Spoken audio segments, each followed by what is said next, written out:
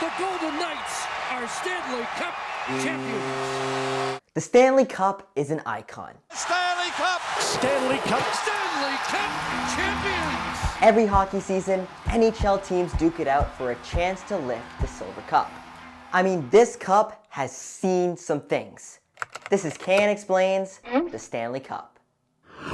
The Stanley Cup is technically 132 years old. The original cup, which is actually a bowl, was donated by this guy, Lord Stanley, back in 1892. He only paid about $50 in today's money for it. It was handed out for the first time in 1893 to the Montreal Amateur Athletic Association. At the time, there was no professional league, and teams from different leagues could challenge each other for the cup. But since 1927, only NHL teams have competed for it. It is known as the Stanley Cup for its originator, Frederick Arthur, Lord Stanley of Preston. Lord Stanley was the Governor General of Canada from 1888 to 1893. But nowhere on the cup does it say Stanley Cup. The name engraved on it is the Dominion Hockey Challenge Cup. This takes us way back. When Stanley first donated the trophy, our country was known as the Dominion of Canada. But the cup has pretty much always been known as the Stanley Cup.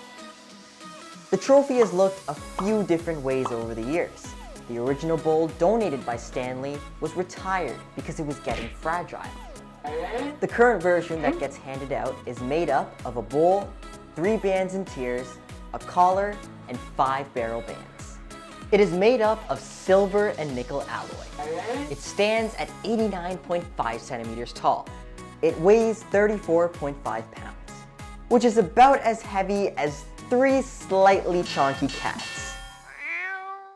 Unlike the NBA, NFL, and MLB, a new trophy isn't made every year. Instead, the same one gets handed out over and over again. That means that the players who win this year's championship will get the opportunity to hoist the cup that past hockey greats did.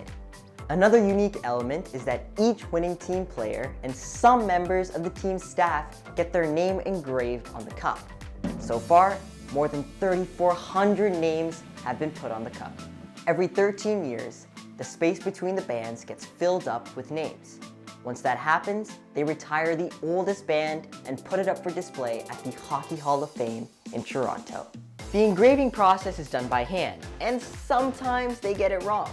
For example, in 1981, the New York Islanders had their team name spelled incorrectly, with the S in Islanders missing.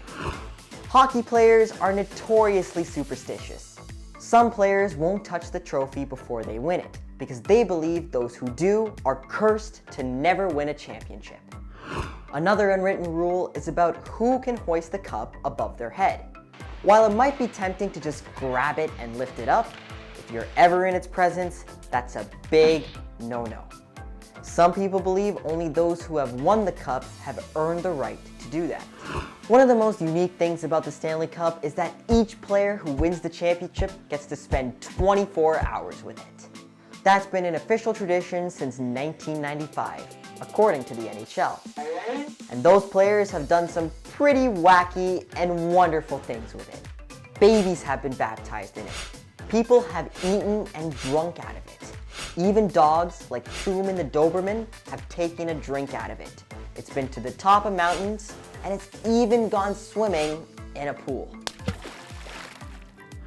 In part because of this tradition, it's the only trophy that has its own keeper. Someone from the Hockey Hall of Fame is in charge of the cup 24/7.